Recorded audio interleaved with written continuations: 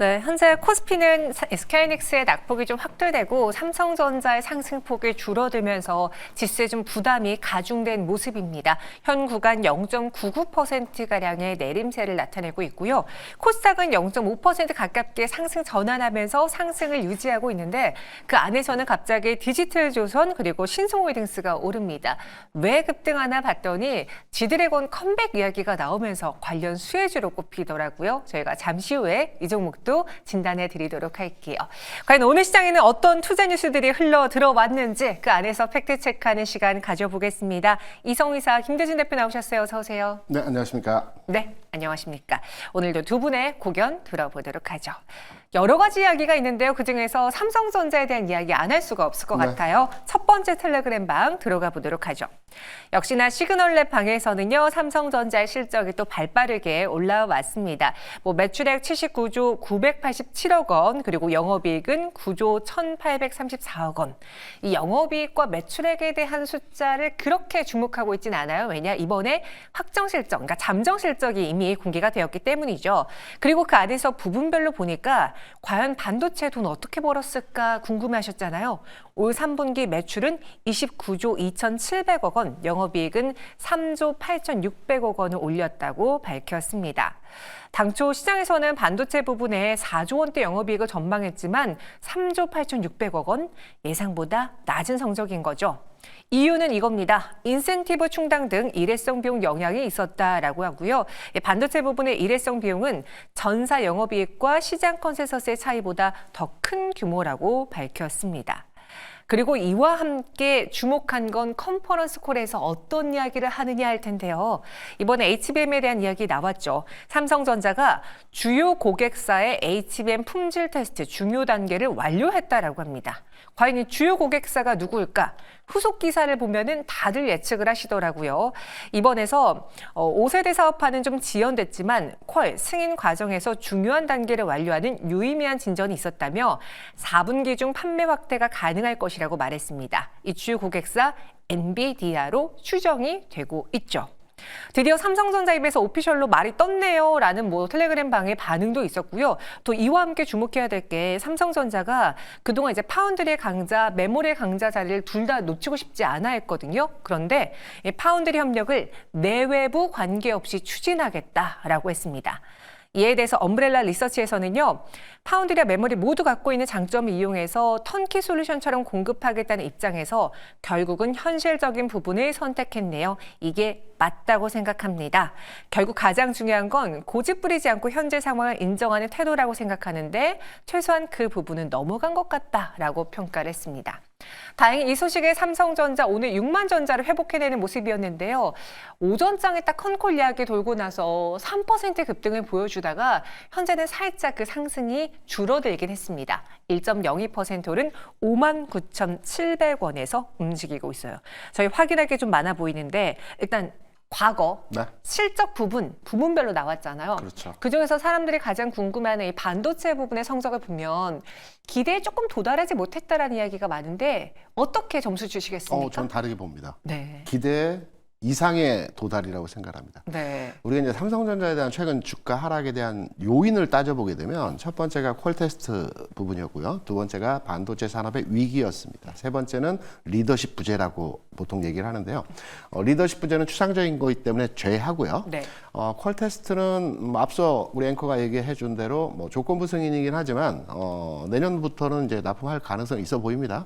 삼성전자의 막대한 매출에 기여를 할 것 같지는 않아요. 네. 다만 심리적인 악재가 해소되었다라고 판단되는 부분에서의 악재 해소 과정이 진행됐고요. 두 번째는 이제 반도체 산업의 위기입니다. 최근까지 나왔던 이게 가장 중요한 핵심 포인트인데 방금 DRAM 부분에 대해서 3조 9천억 저는 이제 이번에 나온 DRAM 부분에서의 이익치가 대략 한 7조 원입니다. 여기에 이제 손익 부분을 차감하니까 3조 9천 원이 나왔고요. 네. 7조 원인데 이번 1분기, 올해 1분기에 DRAM 분야에서 이익이 6조 6천억이었습니다. 그리고 2분기에는 삼성전자에서 구체적인 세부 데이터를 발표하지 않았기 때문에 정확한 데이터가 확인되지 않고 있지만 우리가 추정할 때 가감해서 추정할 때 대략 7조 초반 정도로 판단이 되어집니다. 그러면 이번에 DRAM 분야에서의 7조 원 부분의 이익이 났다는 것은 반도체 위기가 아니라는 점이거든요. 그래서 오늘 반도체 장비주들이 따라가지 않습니까? 네. 퀄 테스트 관련한 어떤 주가 부양 이슈만 오늘 반응이 됐다라고 한다라면 장비주들 따라갈 일이 없겠죠. 그런데 D램 산업에 대해서 우호적으로, 그러니까 기대 이상은 아니지만 네. 우리가 우려했던 만큼의 상황은 아니었다. 그렇다면 삼성전자는 제자리 찾기 과정에서의 주가 회복이 나타나야 된다라고 판단되는 지점에서의 오늘 내용의 흐름이기 때문에 제자리는 한 7만 원 정도라고 판단하고 있어요. 오, 제자리가 7만 원? 왜냐하면 2,800포인트 수준에서 8만 원이지 않습니까? 네. 삼성전자가 100원이 올라가게 되면 지수가 0.8포인트 움직임을 주어집니다. 그렇다면 지금 2,600포인트 내외 지수라고 한다면 삼성전자 7만 원 내외의 가격이 되어야 정상화 수준에서의 가격입니다. 다만 이제 미국의 대선이 있기 때문에 외국인 투자자들이 일단 어떤 큰 이벤트를 앞두고 있어서는 돈을 빼지 않습니까? 네. 이런 과정에서 매도가 일부 나오긴 하는데 시간을 두고 접근한다면 충분히 제자리 찾아가는 과정에서의 모습이 나타날 거고요. D램에 대한 부분, 반도체 오늘 세부 데이터에 대해서는 저는 굉장히 긍정적으로 판단하는 내용에서의 그 흐름이었다 이렇게 해석을 합니다. 반도체 위기설을 나는 이번 실적을 통해서 해소했다라고 본다라고 평가를 해주셨거든요. 그러니까 괄목할 만큼의 두드러진 성장은 아니지만 투자 심리가 위축된 것을 되돌리는 정도로는 충분한 반도체 부분의 실적이었다라고 평가했습니다. 지금 다소 아쉬운 윗꼬리는 외국인 투자자들이 일단 대선을 앞두고 여기서 수급이 좀 이탈될 수 있기 때문에 그래서 나온 것 같다라고 해주셨고요. 실제로 지금 삼성전자 외인 투자자들의 매도가 순매도가 집계되고 있긴 합니다.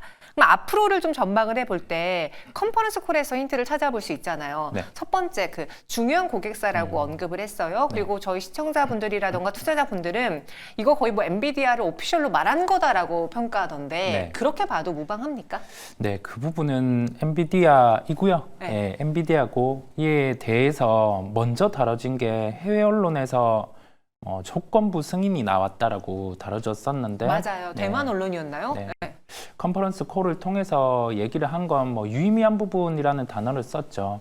이게 그러면 원래는 10월 정도 예정이었다가 좀 미뤄져서 이제 연말에는 나올 수 있는 부분을 오픈을 해놨다라고 보이고요. 이게 통과된다라고 하면 지금 우려되는 게 삼성전자에서는 범용 반도체 쪽이죠. D램 낸드 부분에서 중국 쪽에 소위 말하는 저가 공세로 지금 출하량을 올리지 못하는 상황, 가격이 빠지다 보니까요. 그 상황에 위치를 하고 있는데 이 HBM3 12단으로 넘어가게 되면은 이제 여기에서 새롭게 시장에 진입을 할 수 있다 보니까 상황은 달라진다라고 볼 수 있고, 그러면 지금 내려가는 실적 추정치 같은 경우가 다시 좀 변화되어서 올라갈 수 있음을 열어둡니다. 이게 4분기 기점으로 나오는지를 한번 체크를 해봐야 될 것 같아요. 이 부분을 주목하고 한번 살펴보시면 되겠습니다. 그리고 또 시장이 주목하는 게 그 파운드리 사업 이야기인데 네.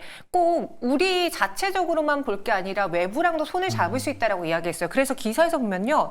파운드리 사업부 외에도 TSMC 등 세계 최대 파트너와 협력하는 가능성을 열어놨다라고 말하는데 다 그냥 내가 자체적으로 다 하는 게 가장 베스트인 거 아니에요? 이렇게 다른 손을 잡는 게 오히려 더 윈윈 효과를 낼 수 있나요? 왜냐하면 지금 그 나노를 낮춘다라고 하죠. 네. 선단 공정이 더 나아갈수록 대응을 했어야 되는데 수율이란 게 안 잡혔다 보니까 여기에서는 다른 고객사와 함께 협력을 열어둔 것으로 보입니다. 그건 아마 인텔이겠죠. 인텔과의 좀 함께 협력 부분이 만약에 이루어진다라고 하면은 비용 측면의 효과라도 나타날 수 있고요. 여기에서 매출 볼륨이라고 합니다. 그 매출이 더해질 수 있는 부분이 있다 보니까 그 부분은 부정보다는 긍정으로 접근이 가능하겠습니다. 컨퍼런스 콜에서 나온 내용에 대해서 긍정적으로 해석을 해주셨습니다. 그럼 삼성전자 앞으로 이제 김대중 대표님은 7만 원까지는 그래도 정상화가 이루어져야 된다라는 의견 주셨는데 오늘 그 삼성전자보다 소부장단에서의 반응이 더 컸잖아요. 그렇죠. 급등하는 종목들이 좀 많이 눈에 띕니다. 네. 같이 볼 수 있는 건 그럼 장비단으로 보는 게 좋을지 부품 그 안에서도 골라봐야 됩니까? 오늘 움직이는 첫 번째 그 방향성을 가지고 함께 동조화되는 업종은 소부장이 전체적으로 움직이는데 네. 그 중에서 조금 탄력을 더 가해서 움직이는 장비 쪽이 좀 유효하다고 보고 있고요. 네. 앞서 이제 우리 수익률 버스에서도 얘기했지만 최근에 수익버스. 수익버스. 네. 반도체 소부장의 주가가 최근 뭐 반토막, 반토막까지 나와 있는 상태입니다. 지금 주가 상승하더라도 뭐 누가 여기에 대해서 반론을 제기할 만한 상황은 아니라고 보고 있고요. 저는 개인적으로 삼성전자의 흐름이 개선됐고 방향성이 정해졌다라고 판단되기 때문에 소부장 내에서 1착으로 판단되는 섹터는 장비단에서의 종목이고요. 예를 들어 장비단에서 오늘 움직이는 종목들은 뭐 SDI라든가 유진테크 같은 종목들이 있겠죠. 네. 이러한 종목들은 가격적으로도 부담이 없고요. 전체적으로 흐름의 개선이 나타나는 지점에서의 상황이기 때문에 관심을 가져도 된다라고 판단을 하고 있습니다. 그런데 SK하이닉스는 자꾸 엇박이 나고 있잖아요. 오늘 네. SK하이닉스가 지금 코스피 지수를 끌어내린다라고 봐도 무방하거든요. 그렇죠. 3% 넘게 하락하고 있어요. 삼성전자랑 이제 그냥 우린 다른 노선, 그냥 삼성전자 호재 나면 우린 악재야, 이렇게 그냥 받아들이기로 시장이 합의한 걸까요? 왜 그런 걸까요? 일단 초기 국면에서는 엔비디아가 이원화 가격 정책 이원화 정책을 추진하기 때문에 삼성전자 하이닉스인데 내년도 물량까지는 하이닉스가 다 선점하고 있거든요. 네. 그리고 흔들림의 과정이라고 판단되고 있고 최근 상황 하에서 주가 상승한 데 대한 자연스러운 조정이라고 판단을 하고 있습니다. 그래서 하이닉스에 투자되었거나 하이닉스를 가지고 계신 분이라고 하더라도 전혀 걱정할 필요가 없다고 생각하십니다. 왜냐하면 삼성전자 끌어주면요, 하이닉스 따라서 올라가는 형태에서 말씀 앞에 드렸다시피 그 AI 반도체와 관련된 매출 비중이 삼성전자에 그렇게 크지 않아요. 네. 그리고 내년 이후의 상황이기 때문에 엔비디아 하이닉스의 전체적인 주가와 반도체 부분의 매출 관련해서는 여전하게 유효하고 주가도 조정받는 상태에서의 현재는 아름다운 조정이라고 판단을 합니다. SK하이닉스의 오늘장 하락도 너무 그렇게 걱정할 필요는 없다. 결국 시장이 정상화되면은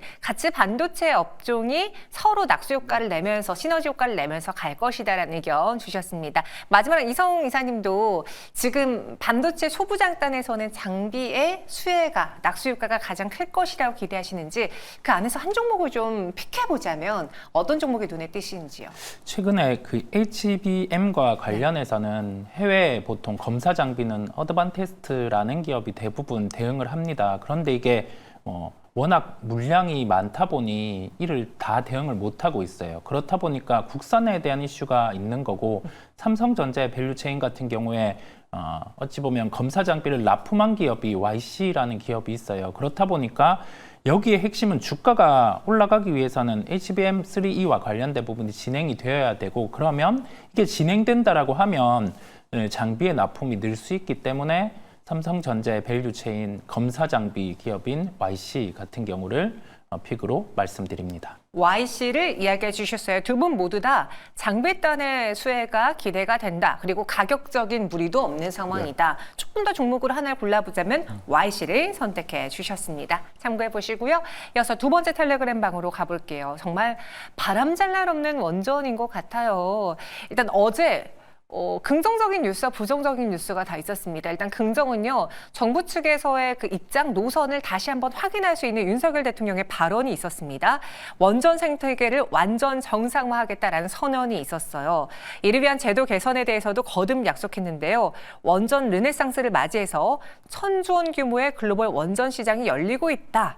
원전은 대한민국의 발전과 번영을 이끄는 가장 강력한 견인차라면서 반도체 AI 같은 첨단 산업을 크게 키울 수 있고 에너지 안보와 탄소 중립 달성도 가능하다. 생태계 완전한 정상화에 더 박차를 가할 것이다 라고 다짐을 했습니다. 그런데 갑자기 악재가 나왔어요. 저도 어제 기사를 실시간으로 보고 너무나 당황스러웠는데요. 일단 체코 반독점 당국이 자국 정부와 한국수력 원자력의 원자력 발전소 신규 건설 사업 계약을 일시 보류 조치했다라고 보도가 되었습니다. 그러니까 그들의 입장 그겁니다. EDF, 프랑스 전력공사와 웨스팅하우스의 이의 제기를 받아들였기에 선제적으로 결정한 거다. 이 문제를 어떻게 결정할지 시사하는 건 아니다라고 했습니다.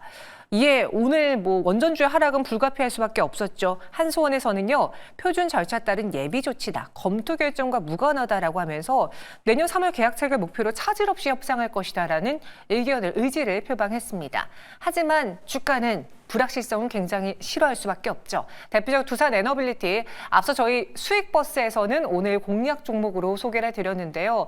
오전에 5%의 개파락으로 시작을 했고 이를 한 마이너스 2%가량의 하락으로 낙폭 축소했다가 현 구간은 다시 좀 밀리고 있습니다. 5.8%가량 내린 2만 원 선에서 움직이고 있고요.